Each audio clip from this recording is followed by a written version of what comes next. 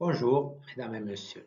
Nous sommes heureux que vous regardiez cette vidéo d'information sur le thème Révision des prescriptions sur la formation pour la profession de dessinateur-dessinatrice CFC. Cette vidéo se concentre sur les directives pour l'orientation architecture paysagère et s'adresse à tous les acteurs impliqués dans la formation des apprentis de cette orientation. Il s'agit notamment des entreprises formatrices et des formateurs, des enseignantes des écoles professionnelles, des formateurs des cours interentreprises, des experts aux examens, mais aussi des représentants des offices cantonaux de la formation professionnelle. Pour les autres orientations, vous trouverez des vidéos d'informations similaires sur le site internet de Plavenir. Il est important que vous ayez regardé avant cette vidéo la vidéo d'information commune à toutes les orientations, contenant les informations générales sur la révision des prescriptions sur la formation. Nous commençons par les informations sur les cours interentreprises. Ensuite, vous recevrez des informations sur le tableau des leçons des écoles professionnelles, la procédure de qualification et le stage de chantier. Le moment temporaire dans la formation quand les CIE ont lieu dans la formation ainsi que leur durée sont définis à l'article 8 de l'ordonnance sur la formation. Les cours interentreprises permettent d'acquérir les compétences pratiques de base en complément de la formation dispensée dans l'entreprise et à l'école professionnelle. Les CIE offrent la possibilité de réaliser des tâches et des projets sous la direction d'un formateur ou d'une formatrice. Les CIE peuvent et doivent également permettre de se familiariser avec des méthodes qui ne sont pas accessibles à tous les apprentis dans le cadre de la formation en entreprise. L'aperçu montre le nombre de cours, la durée et la position temporale dans la formation, ainsi que les points forts du contenu. Les cours sont en phase de développement. Le nombre, la durée et l'emplacement dans la formation ne changeront pas. Il est toutefois probable que des adaptations soient apportées au contenu dans le travail qui est encore en cours. Les indications concernant les leçons d'école professionnelle se trouvent à l'article 7 de l'ordonnance sur la formation. Jusqu'à présent, ces informations figuraient dans le plan de formation. Le nombre total de leçons n'a pas été modifié. La répartition entre les années d'apprentissage a fait par contre l'objet d'une adaptation. L'ORFO prévoit qu'en première et en deuxième année d'apprentissage, les apprentis passent en moyenne 1 jour et demi à l'école professionnelle. Les discussions à ce sujet ont été complexes. Aujourd'hui, les modèles les plus divers sont appliqués, de 2 jours en première année, puis un jour, ou bien 1 jour et demi les 2 premières années, puis un jour. Il y a aussi des cantons qui organisent des cours en bloc ou des cantons qui organisent une formation complètement à l'école.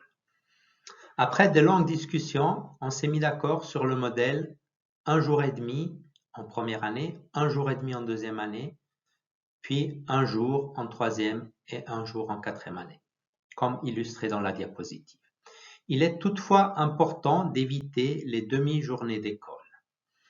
Dans le modèle illustré, il faut alterner entre 1 ou 2 jours d'école professionnelle par semestre, afin d'avoir une moyenne sur l'année et en tout cas avoir fait toutes les heures prévues sur l'ensemble des 2 premières années.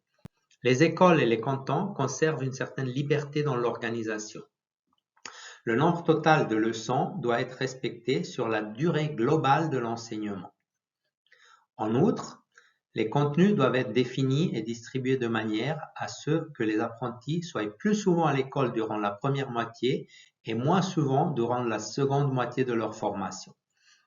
C'est en fin de compte le canton d'implantation de l'école qui doit décider des adaptations spécifiques et des interprétations acceptables. Plavenir, en tant qu'ORTRA compétente, est d'avis que l'organisation scolaire exacte doit être déterminée par les écoles en concertation avec les cantons, en tenant en compte des possibilités d'organisation, des modèles de maturité professionnelle, des longueurs des trajets à parcourir, de la disponibilité des infrastructures, etc. Comme mentionné, Plavenir estime qu'il faut renoncer aux demi-journées d'école et que les directives concernant le nombre de leçons doivent être respectées pour les premières et deuxièmes années d'apprentissage confondues. En troisième et quatrième année d'apprentissage, il faut prévoir au maximum un jour d'école professionnelle par semaine. Il convient également de mentionner sous la lettre A, connaissances professionnelles, il y a 2 tirets. Le premier tiret mentionne le domaine de compétences opérationnelles A. Le deuxième tiret résume les domaines de compétences opérationnelles B, C et D. En théorie, l'idéal serait d'avoir une note dans le bulletin scolaire pour chaque domaine de compétences opérationnelles. Dans la pratique, ce n'est souvent pas possible, car les domaines de compétences opérationnelles trouvent un niveau d'application très variable dans le cadre de l'école. Dans notre cas, le domaine de compétences opérationnelles A, c'est-à-dire élaboration de principes de base et de solutions possibles, absorbe une très grande partie du temps d'enseignement. Par contre, pour le domaine de compétences opérationnelles D, assistance aux responsables du projet, la formation a lieu en première instance dans l'entreprise et il n'y a pas assez de leçons dans ce domaine à l'école professionnelle pour pouvoir inscrire une note dans le bulletin. En conclusion, à l'avenir, les notes du bulletin seront peut-être un peu moins significatives que les notes des matières actuelles. Il est important que les formateurs professionnels demandent régulièrement aux apprentis de leur montrer les notes obtenues au test. La pratique consistant à faire signer les tests insuffisants par les formateurs a également fait ses preuves. Ainsi, les formateurs sont toujours informés des résultats obtenus à l'école professionnelle et peuvent réagir et apporter leur soutien si nécessaire. Les apprentis de l'orientation architecture paysagère doivent continuer à effectuer un stage important sur le chantier. Celui-ci doit être effectué dans un métier de l'horticulture. L'annexe 2 du plan de formation contient des indications sur les travaux autorisés.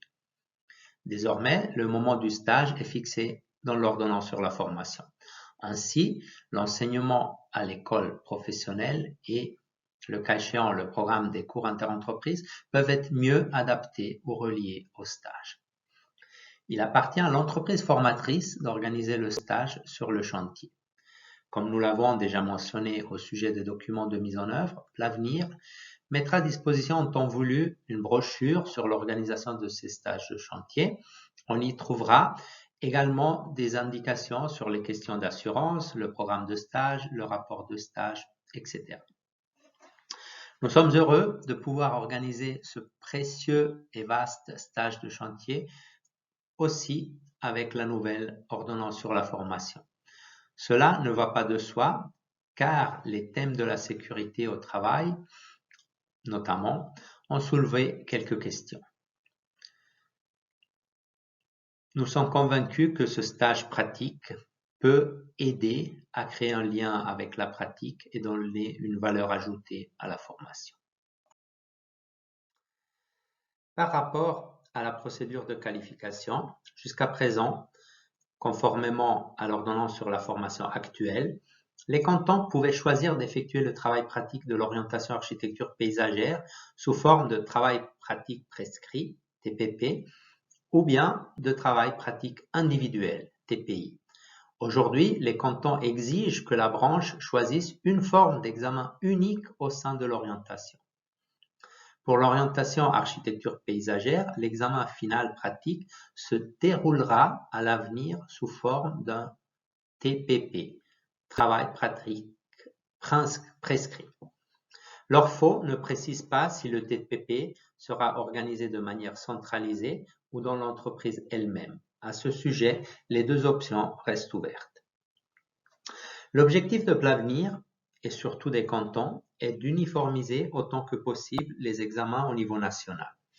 Cela permettrait de réduire les dépenses liées au développement des examens et de simplifier l'assurance qualité. De plus, cela permettrait de garantir que le niveau exigé à l'examen soit le même pour tous les apprentis dans toute la Suisse. Dessinatrice, dessinateur CFC est une formation fédérale. Par conséquent, les entreprises doivent également avoir la garantie que tous les dessinateurs dessinatrices remplissent les mêmes exigences minimales, quel que soit leur lieu d'apprentissage.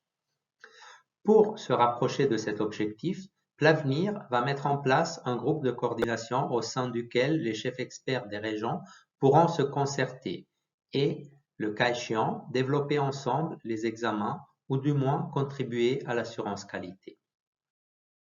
Dans le domaine de l'architecture paysagère, l'uniformisation des examens est déjà largement mise en œuvre dans toute la Suisse, parfois en raison de la petite taille des effectifs et du nombre restreint des sites scolaires.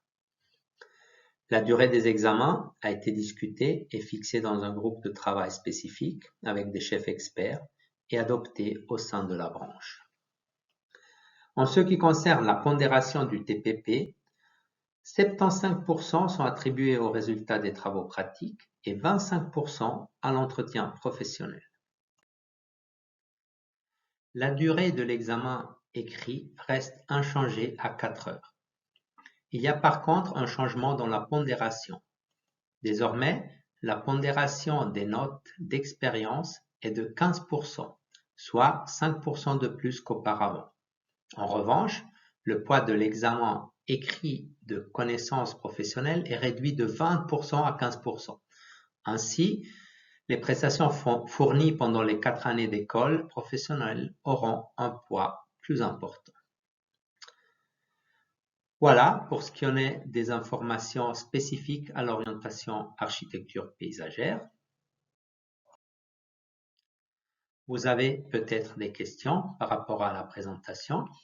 Vous pouvez sans autre les formuler en ligne à l'adresse indiquée en bleu dans la diapositive. Je vous remercie pour l'attention que vous avez dédiée à cette présentation. On veut, au nom de Plavenir, aussi profiter pour remercier vivement toutes les personnes, des centaines, voire des milliers de personnes qui ont contribué à la révision de l'ordonnance en participant notamment au sondage en ligne, mais aussi aux différents ateliers et groupes de travail. Nous sommes convaincus que cette révision nous permettra de positionner la profession de dessinateur et dessinatrice de manière attractive et tournée vers l'avenir.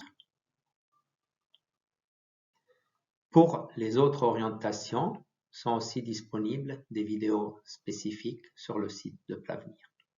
Merci.